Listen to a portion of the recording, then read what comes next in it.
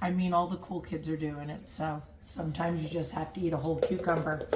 I'm gonna do an Asian flair with mine.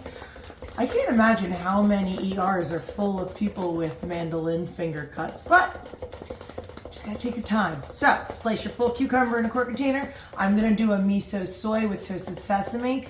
And I love when Logan did it with the crab and the salmon. So I had some seaweed salad to really make it super Asian-y. A little bit of soy, a little bit of white vinegar, a little bit of seaweed salad, teaspoon of white miso, sesame seeds.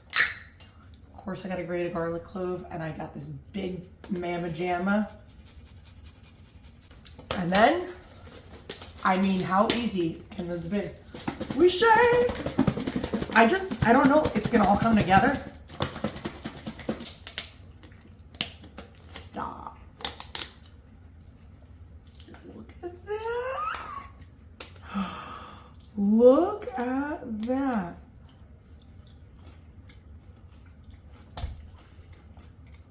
Okay. I'm sold.